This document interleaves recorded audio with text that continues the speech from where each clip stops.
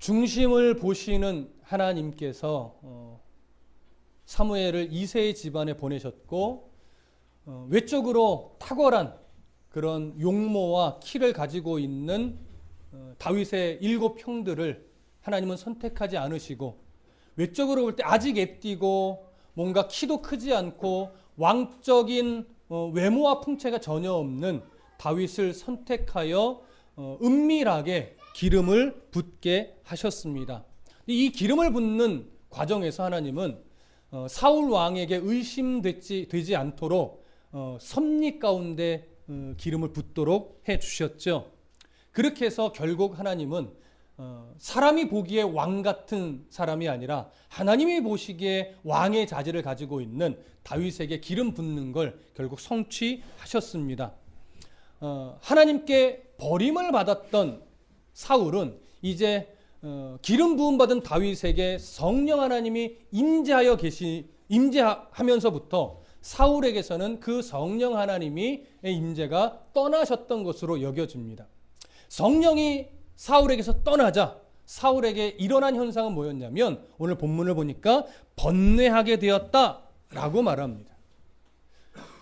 왜 번뇌하게 됐어요? 하나님의 영이 떠나니까 그 자리를 누가 차지한 것으로 여겨집니까? 여호와께서 부리시는 악령이 그 자리를 차지하게 되었고 그래서 사울은 번뇌하게 되었다라고 성경이 말하고 있습니다. 이런 상황을 하나님이 또 사용하셔서 궁으로 누구를 들여보내시냐면 다윗을 사울의 궁으로 들여보내셔서 여러 정치 지도자들의 눈에 다윗이 보여지게 섭리하셨죠.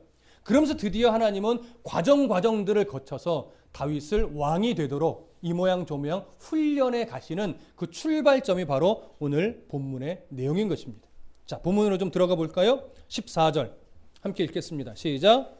여호와의 영이 사울에게서 떠나고 여호와께서 부리시는 악령이 그를 번뇌하게 한지라. 자, 하나님의 영이 다윗에게 임하자 사울에게서는 하나님의 영이 떠났고 그 자리를 여호와께서 부리시는 악령이 차지하여서 사울이 번뇌하게 되었습니다.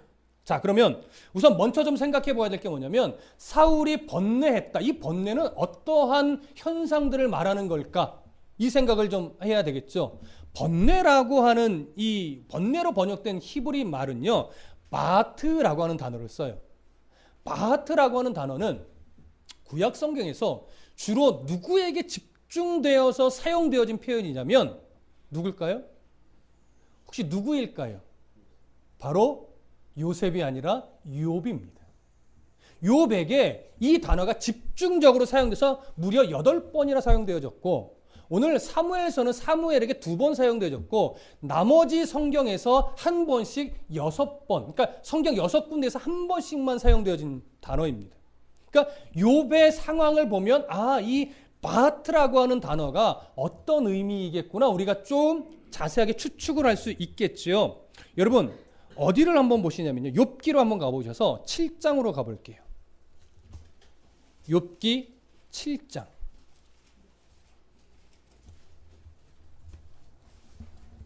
욥기 7장 14절을 읽어보겠습니다.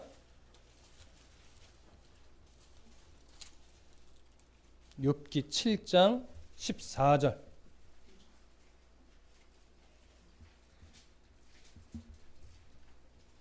자, 찾으셨으면 함께 읽습니다. 욥기 7장 14절 함께 읽습니다. 시작.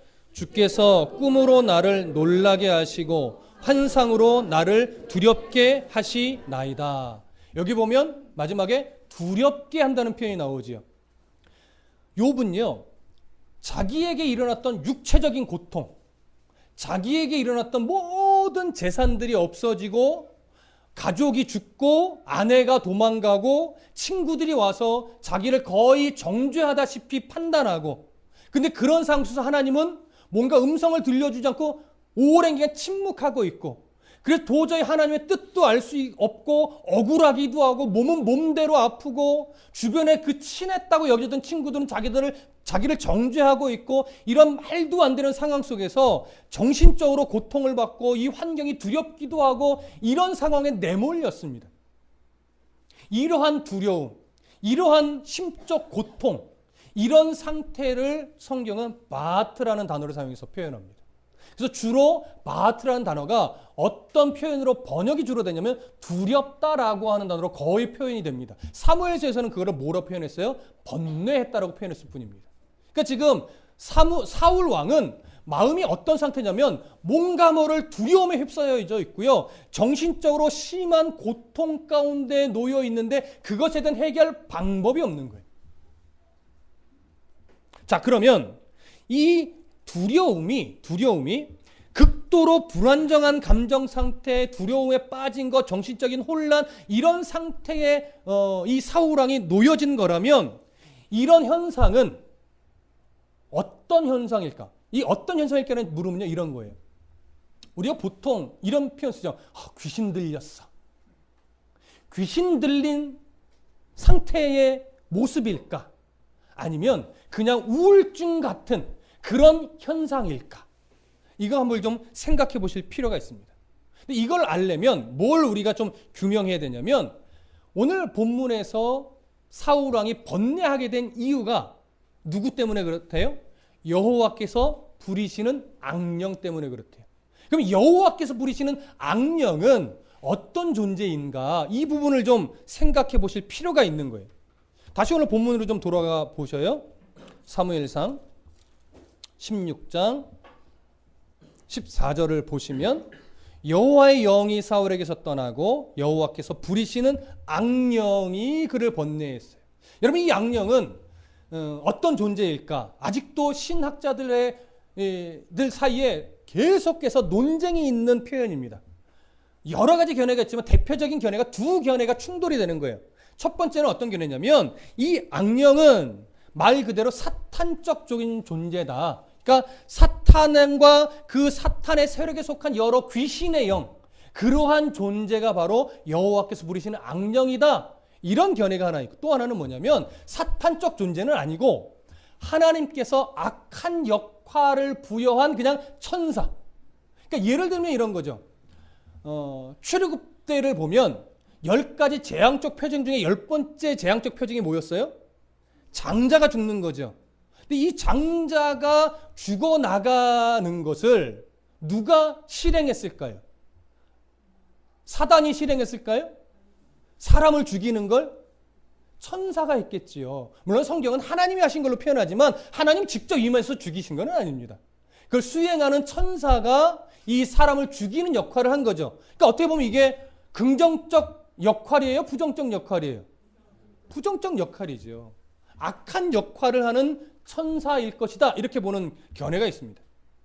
여러분은 어떻게 보십니까? 지금 사울을 공포에 빠지게 만들고 두렵게 만든 이 존재가 사탄적 존재일까요? 아니면 악한 역할을 맡은 천사일까요? 요즘 제가 느끼는 건 여러분들이 제 의도를 많이 파악을 하고 있는 것 같아요. 조금 규명이 필요해요. 성경에 사탄이나 악귀라고 표현된 이 단어를 찾아보면 명사로 돼 있어요. 사탄은 말 그대로 사탄이에요. 히브리어로도 사탄이라고 읽습니다. 발음이 똑같아요. 사단, 그러니까 사단 또는 뭐 사탄 이렇게 되는데, 악귀는 그러니까 사탄의 세력에 속한 마귀를 악귀라고도 하는 거예요. 근데 그 악귀를 히브리어는 세드라고 합니다. 그러니까 다 명사로 돼 있어요. 이름으로 되어 있는 거예요. 근데 오늘 본문에 쓰여진 악령은요, 나쁜이라고 하는 의미가 담겨 있는 형용사, 그 다음에 영이라는 의미의 명사가 그냥 연결돼서 여호와께서 부리시는 악령이다, 이렇게 번역이 된 거예요. 그러니까 악령이 명사가 아니에요. 나쁜 영이다. 그래서 악령이에요. 그러면 이거를 어떻게 봐야 할 것인가? 사탄적 존재로 봐야 될 것인가? 아니면 악한 역할을 맡은 순종할 수밖에 없는 천사일까를 볼 때 오늘 본문의 상황은요, 이 사울의 이 모습은 귀신 들린 자의 모습으로 보기는 좀 어렵습니다.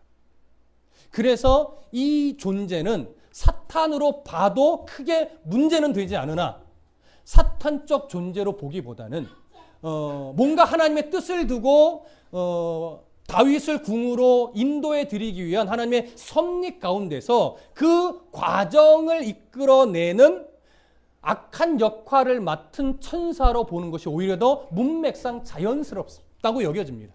그래서 우리는 어떻게 보고 내용을 이해할 거냐면 악한 역할을 맡은 천사가 이 사울의 마음을 두렵게 공포스럽게 만듦으로 말미암아 순간순간 공포에 빠지게 하고 순간순간 정신적으로 매우 우울한 상태를 만드는 이런 천사의 역할로 우리가 이해하면서 본문을 볼 겁니다. 자, 무슨 말씀인지 이해되시죠? 만약에 사울이 이 상황을 하나님이 주시는 번뇌로 분명하고 바르게 이해했다면 사울은 그냥 고통에만, 그냥 두려움에만 빠져 있을 것이 아니라 사실은 어떻게 하나님께 해야 되나요? 사실은 하나님께 직접 나아가서 아니면 제사장을 통하든지 아니면 사무엘을 찾아가서 만나서 도움을 청하든지 스스로 하나님 앞에 서서 회개하고 자복하는 모습을 보여야만 했습니다. 근데 사울은 강팍해져서 완악해져서 하나님께 나아가려고 하는 의지를 전혀 보이고 있지 않는 상태입니다. 자, 그러한 사울 왕의 모습을 보고 신하들이 이렇게 하면 좋겠습니다라고 나름 처방을 권한 게 있어요. 그게 뭐였냐면 요즘 우리의 표현으로 하면 음악 치료를 권했습니다. 요즘 미술 치료, 음악 치료 이런 말이 많잖아요. 그게 오늘날에 유행했던 게 아닙니다. 이미 이때 음악 치료라고 하는 것이 성행해 있었습니다. 자, 그 내용을 잠깐 보시죠. 15절, 16절입니다. 함께 읽겠습니다. 시작. 사울의 신하들이 그에게 이르되 보소서 하나님께서 부리시는 악령이 왕을 번뇌하게 하온즉 원하건대 우리 주께서는 당신 앞에서 모시는 신하들에게 명령하여 수금을 잘 타는 사람을 구하게 하소서. 하나님께서 부리시는 악령이 왕에게 이를 때에 그가 손으로 타면 왕이 나으리이다 하는지라. 자, 고대 세계에서는요, 음악이 어떠한 위치에 있었냐면 기본적으로 사람의 기분을 좋게 한다라고 그들도 생각을 했어요. 그런 역할을 하는데 그 중에서도 이 음악은 악령을 쫓아낸다. 근데 이방 사람들의 입장에서는 귀신 같은 존재에 대한 이해죠. 그런 귀신과 같은 존재들이 음악을 통해서 쫓아낼 수 있다라는 주술적인 믿음을 가지고 있었습니다. 근데 지금 이 사울은 이방 사람이 아니잖아요. 그리고 그에게 음악 치료를 권하는 건 이방 사람이 아니에요. 유대 이스라엘 백성이란 말이죠. 그러면 이스라엘 백성들 안에서 이 음악은 어떠한 역할과 비중이 있었을까를 한번 생각해 보실 필요가 있는데 사무엘상 10장으로 한번 가보겠습니다. 조금 앞으로 돌아오셔서 사무엘상 10장 5절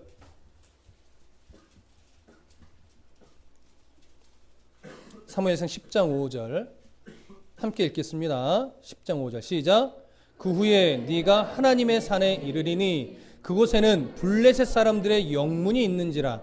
네가 그리로 가서 그 성읍으로 들어갈 때에 선지자의 무리가 산당에서부터 비파와 소고와 저와 수금을 앞세우고 예언하며 내려오는 것을 만날 것이요. 자, 지금 악기를 연주하는 자들이 누구예요? 예언자들이에요. 근데 이들이 예언하며 내려올 때 그냥 예언만 한 것이 아니라 뭐와 함께 예언을 했어요? 악기 연주와 함께 예언을 했어요. 당시에는요, 예언자가 예언을 할 때 악기 연주가 동반이 됐었습니다. 우리 한 구절에서 더 확인을 좀 해볼게요. 열왕기 하로 가보겠습니다. 열왕기 하 3장.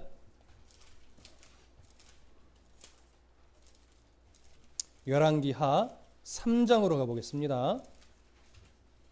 14절부터 16절까지. 제 성경책으로는 구약성경 564쪽입니다. 열왕기 하 3장 14절부터 16절까지 찾으셨으면 함께 읽겠습니다. 시작. 엘리사가 이르되 내가 섬기는 만군의 여호와께서 살아계심을 두고 맹세하노니 내가 만일 유다의 왕 여호사밧의 얼굴을 봄이 아니면 그 앞에서 당신을 향하지도 아니하고 보지도 아니하였으리이다. 이제 내게로 검은 고 탈 자를 불러오소서 하니라. 검은 고 타는 자가 검은 고를 탈 때에 여호와의 손이 엘리사 위에 있더니 그가 이르되 여호와의 말씀이 이 골짜기에 개천을 많이 파라 하셨나이다. 자, 엘리사가 뭐 하는 장면이에요? 예언하는 장면입니다. 근데 예언하기 위해서 뭘 요구합니까? 검은 고 타는 자를 불러와서 내 앞에서 연주하게 해 주십시오. 요구하는 거예요. 검은 고를 탈 때에 여호와의 손이 그 위에 임했고, 그래서 엘리사가 예언을 하는 그런 장면입니다.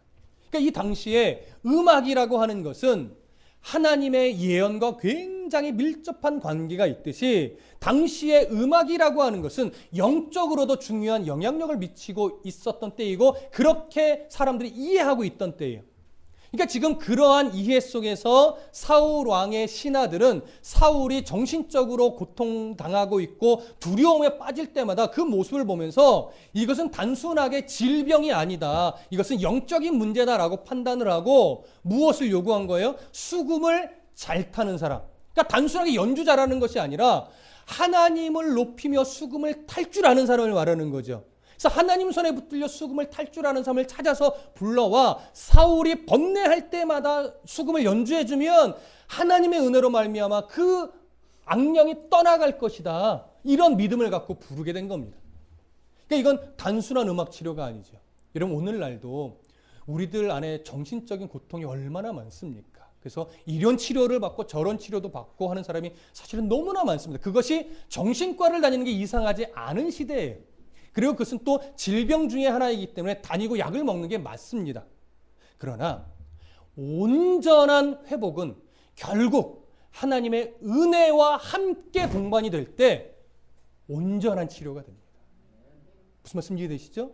그래서 정말 우리가 예수 믿는 사람들은 마음의 근심과 걱정과 염려와 또 그것이 질병처럼 다가올 때 치료를 거부하시면 안 됩니다. 기도하여 진료를 받고 약을 먹고 치료를 받고, 그러나 궁극적인 회복은 누구의 은혜를 구해야 되는 거예요? 하나님의 은혜를 구해야만 하는 것이 옳습니다. 그런 어떤 시선을 가지고 오늘 본문을 조금 더 깊이 보시면 좋겠습니다. 좀 아쉬운 건 이 신하들이 그래도 나름대로 좋은 처방을 내리기는 했으나 근본적인 처방은 내렸어요? 못 내렸어요? 못 내렸어요. 진짜 올바른 믿음의 신하라면 음악 치료와 함께 뭘 먼저 구해야 되냐면 하나님 앞에 우리가 회개하며 나아가십시다. 이걸 사실은 왕에게 이야기를 했어야 돼요. 근데 그럴 용기 있는 신하도 없었고 그럴 시선을 가지고 있는 신하도 없었다라는 게 사실은 매우 안타까운 사실이에요. 자, 조금 더 내용을 좀 보십시다. 17절, 18절 함께 읽습니다. 시작. 사울이 신하에게 이르되 나를 위하여 잘 타는 사람을 구하여 내게로 데려오라 하니 소년 중 한 사람이 대답하여 이르되 내가 베들레헴 사람 이새의 아들을 본즉 수금을 탈 줄 알고 용기와 무용과 구변이 있는 준수한 자라, 여호와께서 그와 함께 계시더이다 하더라. 사울이 번뇌함이 얼마나 힘들었든지 신하들이 음악 치료를 권했을 때 그래 그렇게 해보자, 수금을 잘 타는 사람을 빨리 찾아서 내게 데려오라 명령을 합니다. 자, 그런데 그때 마침 기다렸다는 듯이 18절에 소년이라고 표현되어 있죠. 이 소년은 젊은 신하를 말하는 겁니다. 젊은 신하 한 사람이 뭐라고 대답하냐면 내가 베들레헴 사람 이새의 아들을 본즉 수금을 탈 줄 알고 용기와 무용과 구변이 있는 준수한 자가 있는데 여호와께서 그와 함께 하시는 것까지 내가 알고 있습니다, 이 얘기를 하는 거예요. 자, 누구에 대한 이야기예요? 우리는 당연히 알고 있어요. 다윗에 대한 이야기예요. 그런데 사울 왕이 그렇게 그래 수금을 탈 줄 아는 사람을 데려와라 라고 할 때 너무나 기다렸다는 듯이 다윗을 천거하는 이 상황이 자연스러울까요? 자연스럽지 않을까요? 이건 자연스럽지 않은 거예요. 정상적이라면요, 정말 하나님의 은혜 아래서 수금을 영적으로 잘 타는 사람을 찾기까지는 오랜 시간이 걸리는 게 그게 정상입니다. 그렇죠? 그런데 도대체 이 사람이 어디 출신이길래 어떻게 자기 집 안에서도 인정받지 못하고 양만 치던 다윗이 이렇게 오늘 성경에 기록된 대로 보면 용기와 무용과 구변과 준수함이 있고 여호와께서 함께 계시면서 수금까지 잘 타는 사람임을 어떻게 알았냐고요. 어떻게 알고 있었냐고요. 이게 놀라운 겁니다. 여러분 이거는 정확하게 규명하기는 어렵습니다. 다만 한 가지 이렇게는 말할 수 있죠. 하나님의 섭리였다. 이거 외에 사실은 정답은 없습니다. 한 가지 좀 추측할 수 있는 건 뭐냐면 여러분 우리가 앞 시간에 이세 집안에 대해서 우리가 나눌 때 이세는 단순하게 베들레헴에 사는 그냥 보편적인 사람으로 보기보다는 그의 증조 할아버지가 누구였어요? 보아스였고 당시 유력자였죠. 베들레헴 성문에 앉아있을 만큼 지도자였어요. 장로급에 해당하는 사람이에요. 그럼 당연히 유지이며 지도자였다면 그의 아들 이세란다. 그의 아들 오벳도 유력자요. 그 당시 베들레헴의 장로의 위치에 있었을 가능성이 훨씬 많습니다. 그리고 또 그의 아들 이세도 마찬가지로 베들레헴 안에서는 나름 장로의 위치에 있는 유력자일 가능성이 훨씬 더 많죠. 여전히 매우 큰 부자였을 겁니다. 그렇다면 그 장로들 중에서도 나름대로 리더급에 있었던 사람이라면 그의 아들들에 대해서는 나름대로 좀 소문이 날 수 있는 개연성이 있을까요? 없을까요? 있지요. 그래도 장로들의 아들인데 장로들의 아들 중에 누가 좀 잘하더라 하면 그건 주변에 좀 사람들이 알지요. 무슨 말씀 이해되십니까? 여러분 어쩔 수 없이 저는 목사이고 저희 자녀들 3명이 목사의 자녀들이에요. 근데 그 자녀들이 별반 잘하는 거 없어도 뭐 하나 좀 잘하면 역시 목사님 아들이라 다르네 라고 보편적으로 칭찬을 하지요. 특출나지 않아도 좀만 잘해도 그냥 잘한다고 칭찬해 주잖아요. 별로 이쁘지 않아도 잘생겼다고 칭찬해 준단 말이에요. 다른 이유 없어요. 진짜 잘생겼다기보다 진짜 뭘 잘한다기보다 목사 자녀니까 조금 잘하면 이게 두드러지게 보이는 거고 두드러지게 칭찬을 해주는 거예요. 맞지요? 아닌가요? 뭐 대답하시기 좀 애매하신가요? 저 인정합니다. 자, 근데 마찬가지로 여기 이세가 베들레헴 안에서는 영향력 있는 지도자라면 나름 주변의 사람들은 이 이세의 자녀들에 대해서 어느 정도는 좀 드러나서 보게 돼 있습니다. 그렇다면 당연히 하나님의 섭리지만 하나님의 섭리 안에서 이 젊은 신하도 베들레헴 출신인지는 정확하게 알 수 없으나 그는 그런 과정 속에서 소문으로 이세의 아들 중 다윗에 대한 이야기를 충분히 들었을 가능성은 있다라고 하는 거죠. 뭐보다는 있어요? 그냥 아무도 알지 못하는 시골 마을의 한 소년으로 있을 때보다는 훨씬 이렇게 연결하기가 문맥상 자연스럽다는 이야기예요. 무슨 말씀 이해되시죠? 자, 그래서 이 상황은 참 이렇게 맞아떨어지기 어려운 상황이지만 하나님이 이미도 그런 상황을 예비해 놓으시고 이 사람이 이 상황 속에서 바로 다윗이 생각나게끔 하나님이 섭리하여 천거하게 됐다. 이렇게 보시면 오히려 더 이해하기가 쉬울 것이라고 여겨집니다. 그러면 이제 이 한 신하가 젊은 신하가 다윗에 대해서 뭐라고 소개를 하는지 그 부분을 조금 확인해 보겠습니다. 중간부터 보시면 18절 이세의 아들을 본즉 가장 먼저 제시하는 건 그거죠. 수금을 탈 줄 압니다. 이건 전제죠. 이것이 없으면 뒤 얘기가 의미가 없으니까 수금을 탈 줄 아는데 먼저 다윗에 대해서 이렇게 말해요. 용기가 있대요. 근데 또 뭐가 있대요? 무용이 있대요. 이 무용은 춤추는 무용이 아니라 무용담할 때 무용입니다. 이해되셨죠? 그 다음에 구변이 있대요. 그 다음에 준수하대요. 자, 하나씩 좀 찾아볼게요.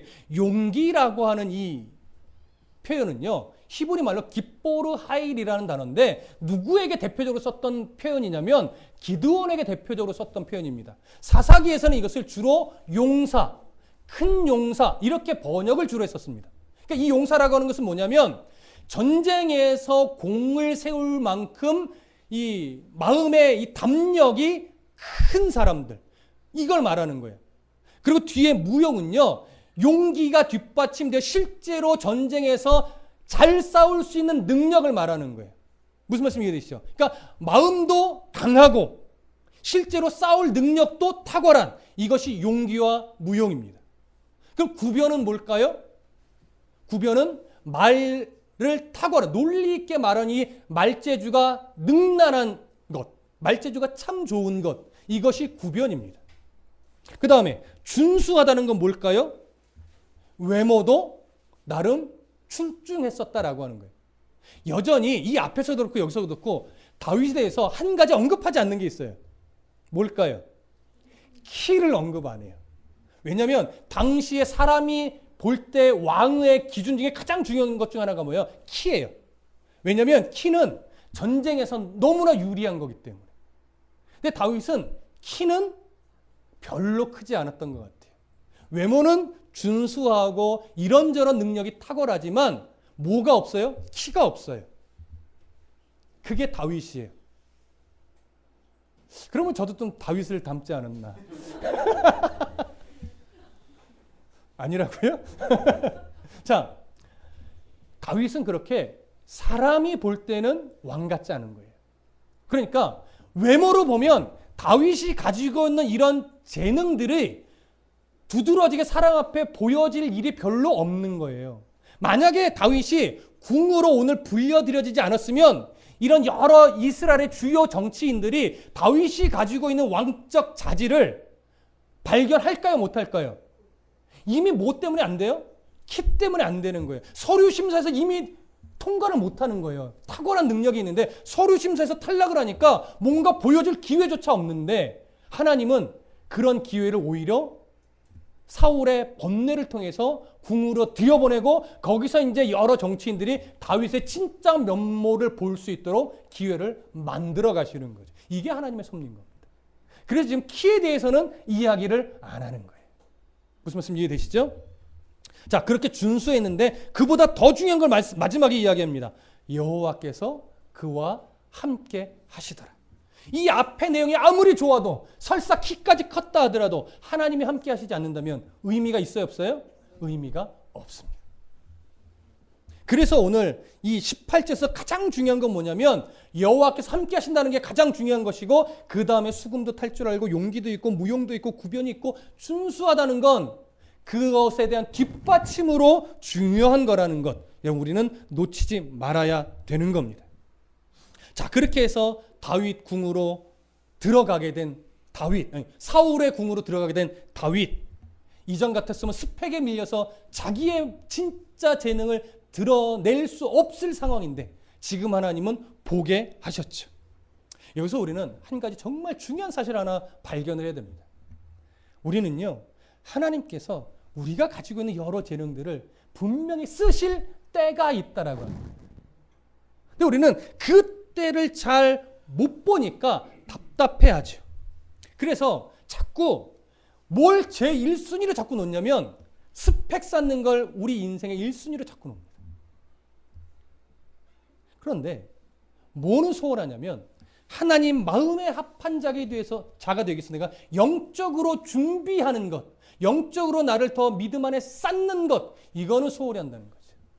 그러니 스펙을 많이 쌓아서 세상적으로는 탁월해지는데 영적으로는 하나님 앞에 준비가 안 돼 있으니까 세상에서는 돈도 벌 수 있어요. 세상에서는 승진도 할 수 있고 잘 나갈 수 있어요. 근데 중요한 건 하나님이 쓸 수가 없어요. 왜요? 하나님이 쓰시기 합한 자로 내가 준비가 안 되어 있으니까. 물론 끝내 하나님은 쓰십니다. 꼬꾸라틀어서도 쓰시는 건 하나님입니다. 근데 하나님은요, 어거지로 안 하십니다. 기다리십니다. 또 마음의 신앙의 양심에 찔러서 스스로 깨닫고 순종하게 만드시는 거죠. 그러다 안 될 때 마지막에 하나님이 한 번씩 툭툭 치시는 거지, 하나님은요 우리를 맨날 쳐서 복종시키시는 하나님이 아니라고요. 대부분 기다려 주십니다. 또 말씀 가운데 계속 듣게 하시고 깨닫게 하시는 거예요. 그러니까 우리는 이걸 좀 바꾸셔야 돼요. 영적인 준비에 소홀하지 않고 더 하나님 앞에서 나의 재능을 하나님이 쓰시게끔 영적으로 최선을 다해서 준비하면서 그 과정 속에서 세상 안에서 우리의 실력도 쌓아야 돼요. 그러면 하나님이 필요한 재능을 쓰시는 거예요. 잘 보십시오. 다윗은 수금을 너무 잘 탔던 사람이에요. 노래를 너무 잘 만들고 하나님 찬양한 시도 곡도 잘 쓰던 사람인데 하나님은 그러한 다윗의 재능을 쓰긴 쓰셨지만 그것이 하나님이 쓰시는 중심이었습니까? 아니었어요. 그걸로 하나님이 쓰신 건 아니었어요. 그건 하나님이 다윗을 왕으로 쓰기 위한 하나의 과정에서 잠깐 썼던 것이지 하나님은 다윗을 수금 잘 타는 걸로 쓰시려고 했던 적이 없어요. 그러니까 사람은 내가 가지고 있는 재능이 하나님이 쓰시려고 하는 내용일 경우도 있고요. 나는 전혀 생각지도 못했던 내용을 가지고 나는 그런 재능도 없고 그럴 생각도 없는데 하나님은 나를 겨우 인생 속에서 다듬으시더니 내가 전혀 가지고 있지 않던 재능을 발휘하여 그것을 사용하는 사람으로 만드시는 경우도 있단 말이에요. 그러니까 하나님이 나를 어떻게 쓰실지 아직 모를 때는 기본적으로 먼저 해야 될 것이 뭐냐면 내게 주신 재능이 뭔지를 알고 그걸 준비하는 건 맞아요. 그 다음에 그것만 하면 안 돼요. 내가 해야 될 것이 있어요. 하나님 앞에서. 그것도 최선을 다해야 돼요. 그 다음에 뭐예요? 내가 가진 재능에 최선을 다하고 그 다음에 하나님 안에서 내가 해야 될 것, 영적으로 해야 될 것에 최선을 다한다면 그 다음에 몫은 뭘까요?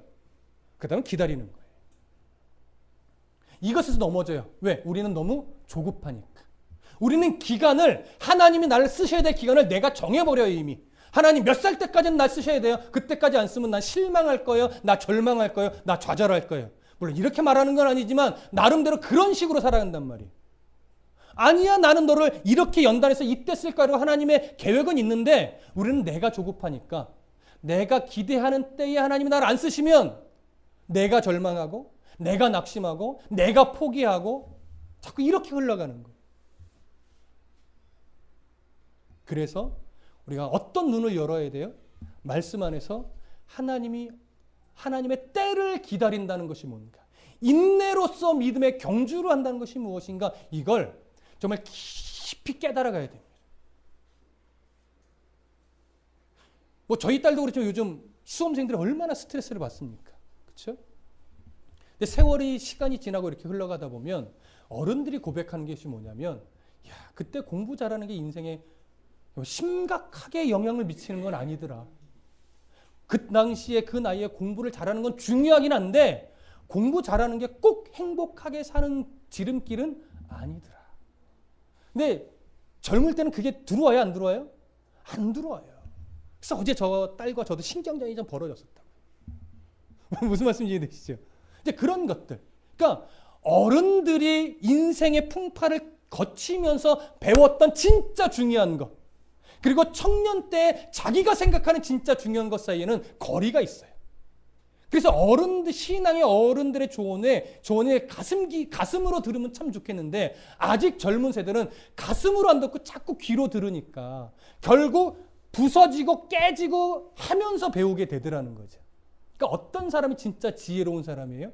어른들이 세파를 거친 이후에 주는 교훈을 정말 그렇다라고 믿음으로 받아들이고 돌아가지 않고 그 교훈을 바탕으로 말씀을 근거로 일직선으로 갈 수 있는 신앙이 진짜 지혜로운 신앙인데 무지하게 어려운 건 맞습니다. 무지하게 어렵습니다. 무슨 말씀 이해되시죠? 오늘 이 다윗의 이야기를 통해서 정말 영적인 눈을 늘 들어서 내가 잘하는 것도 중요하지만 그것보다도 더 중요한 건 나를 향한 하나님의 계획이 무엇인가를 보기 위해 끊임없이 말씀과 함께 몸부림치고 기도하는 이 자세, 그리고 내가 원하는 때보다 하나님이 쓰고자 하는 그 때를 기다릴 줄 아는 게 더 중요하다는 것, 또 그 때를 기다리는 과정 속에서 내가 게을러서는 안 된다는 것, 이것까지도 우리가 함께 균형감 있게 배워갈 때 정말로 돌아가지 않는 인생, 가능하면 하나님의 훈련 속에서 직선으로 하나님이 원하시는 삶을 살아갈 수 있는 그런 지혜가 발휘된다는 것, 특히 젊은 세대는 놓치지 않으셔야 될 겁니다. 그것이 오늘 본문에서 우리가 중요한 사실 한 가지로 배워야만 하는 내용이라고 여겨집니다. 자, 이제 19절과 20절 함께 읽겠습니다. 시작. 사울이 이에 전령들을 이새에게 보내어 이르되 양치는 내 아들 다윗을 내게로 보내라 하매 이새가 떡과 한 가죽 부대에 포도주와 염소 새끼를 나귀에 실리고 그의 아들 다윗을 시켜 사울에게 보내니. 자, 사울 왕이 그 젊은 신하의 추천을 수용하고 그래 다윗을 불러와라 이렇게 이야기를 합니다. 그랬더니 사울이 오늘 20절에 보니까 떡과 한 가죽 부대에 포도주와 염소 새끼를 나귀에 실리고 아들 다윗을 시켜 누구에게 보내요? 사울에게 보냈다고 합니다. 자, 이때 이 이새의 마음 상태가 어땠을까요? 아들을 보내는 안타까움일까요? 아니면 눈에 잘 띄지 않고 뭔가 별 볼 일 없는 다윗이 야, 이런 기회, 왕의 궁에서 일할 수 있는 기회를 얻었다는 어떤 이런 자부심, 명예로움, 이런 것에 들떠서 예물을 준비하여 보내는 것처럼 여겨지십니까? 예, 저는 후자로 여겨집니다. 별 볼 일 없이 여겨졌던 막내 아들인데 이 아들이 갑자기 궁에서 왕을 섬기는 자가 됐단 말이에요. 너무 기뻐서 예물을 준비하여 보내는 거죠. 그렇게 여겨진다면 지금 이새에게는 사울에게 가는 다윗이 걱정스러운 거예요? 걱정스럽지 않은 거예요? 걱정스럽지 않은 거죠. 그렇다면 다윗이 기름 부어 다음 왕의 후보로 하나님이 선택한 자라는 걸 알았다기보다 몰랐을 가능성이 훨씬 더 많은 겁니다. 만일 알았다면 사울이 이 아들을 왕으로 선택된 그 다음 사람인 걸 알고 죽이려 할 수도 있으니까 보내기를 주저했을 텐데 오늘 본문에서는 주저하는 느낌이 전혀 나타나지 않는 거예요. 무슨 말씀 이해되시죠? 자, 오히려 명예롭게 여기면서 지금 다윗을 기쁘게 보내는 이런 모습으로 여겨집니다. 자, 그 다음에 이어서 보시죠. 21절부터 23절 함께 읽습니다. 시작. 다윗이 사울에게 이르러 그 앞에 모셔서매 사울이 그를 크게 사랑하여 자기의 무기를 드는 자로 삼고 또 사울이 이새에게 사람을 보내어 이르되 원하건대 다윗을 내 앞에 모셔서게 하라. 그가 내게 은총을 얻었느니라 하니라. 하나님께서 부리시는 악령이 사울에게 이를 때에 다윗이 수금을 들고 와서 손으로 탄즉 사울이 상쾌하여 낫고 악령이 그에게서 떠나니라. 다윗은 궁에 들어가서 왕과 함께 시간을 보내면서 사울의 큰 사랑을 받습니다. 조금은 아이러니컬한 상황이죠. 결국은 자기가 폐위되고 다음 왕이 될 사람이 있는 것 때문에 사울은 심각한 두려움에도 빠지고 공포에도 빠진 상황이었는데 그를 치료하기 위해서 다윗이 왔다는 것도 놀랍고 그 다윗을 깊이 사울이 사랑하게 됐다는 것도 참 우스운 상황이긴 합니다. 사울이 모르기 때문에 가능한 거죠. 자, 그런데 얼마나 사랑했든지 21절에 보니까 다윗이 사울에게 이르러 그 앞에 모셔서매 사울이 그를 크게 사랑하여 자기의 무기 드는 자로 삼았다고 합니다. 이런 무기 드는 자, 어떤 자냐면 사실은 경호원에 속한 사람입니다. 왕의 무기를 들고 함께 싸우기도 하고 때로는 왕이 싸울 수 있게 무기를 건네주기도 하겠지요. 근데 이 경호원에 해당하는 이 사람은 본래 용맹하고 잘 싸우는 전사들 안에서 가장 용맹한 사람, 가장 잘 싸우는 사람 하나를 선발하는 게 본래 원칙입니다. 근데 지금 전사들 중에서 뽑지 않고 그냥 누구를 뽑아버려요? 수금을 타러 온 다윗을 무기 드는 자로 그냥 뽑아버려. 어떻게 보면 낙하산인 거예요. 어떻게 보면. 그렇잖아요. 전사 그룹에 있던 사람이 아니에요. 시골에 촌동네 장로 아들 중에 그것도 막내 아들, 양치던 막내 아들인데 그가 와서 수금을 타는데 아마도 주변 정치가들도 그렇고 이 다윗이 정말 수금만 잘 타는 것이 아니라 용기와 무용과 구변이 능란한 걸 확인했겠죠. 그랬더니 다윗을 믿고 신뢰하여 무기 드는 자로까지 삼게 된 겁니다. 그래서 22절에 보니까 또 사울이 이새에게 사람을 보내어 이르되 원하건대 다윗을 내 앞에 모셔서게 하라. 그가 내게 은총을 얻었느니라 하니라. 이 말은 뭐냐면 정식으로 그가 무기 드는 자로 승진했음을 알리고 이제 정식으로 내 아래에서 일하게 하라라고 알려주는 거예요. 그렇게 공포를 하고 이제 다윗은 수금을 타는 자뿐만이 아니라 왕의 무기 드는 자로서의 일을 함께 병행하게 된 겁니다. 그렇게 사울 왕 옆에서 일을 하게 된 다윗 23절에 보니까 하나님께서 부리시는 악령이 사울에게 이를 때에 다윗이 수금을 들고 와서 손으로 탄즉 사울이 상쾌하여 낫고 악령이 그에게서 떠나니라. 다윗의 연주는 분명히 효과가 있었습니다. 왜냐하면 다윗은 그냥 연주를 한 것이 아니라 늘 시편의 말씀을 가지고 자기가 지은 시들이 참 많지요. 그 시편에 기록된 말씀들을 가지고 하나님을 찬송하는 연주를 했기 때문에 하나님이 부르시는 악령들은 당연히 연주할 동안에는 떠나가는 거예요. 그러나 이 치료는 일시적인 치료이지 완전한 치료가 될 수 없었습니다. 사울이 하나님 앞에 나아가 자복하고 회개하여 하나님과의 관계가 어그러진 관계가 회복되지 않는 한 다윗의 도움은 일시적일 수밖에 없습니다. 우리의 심령을 고치고 우리의 심령을 새롭게 하며 하나님 나라의 소망을 가지고 주님이 나를 부를 때까지 믿음 위에 서서 소망 중에 기쁘게 살아갈 수 있는 유일한 방법은 우리의 심령이 하나님 앞에서 말씀으로 늘 새로워지는 것밖에 없습니다. 목사의 위로를 받는다고 우리 심령이 새로워지지 않습니다, 여러분. 그건 잠시 목사님이 말씀으로 이렇게 날 위로하시는구나 라고 하면서 잠시 위로는 될 수 있으나 정말 심령의 새로워짐은 목사의 말이 아니라 하나님의 말씀 안에서 스스로가 엎드려 하나님을 대면하는 가운데 하나님의 위로가 말씀을 근거로 내 안에 가득 채워질 때입니다. 그래야 진짜 심령이 새로워지는 거죠.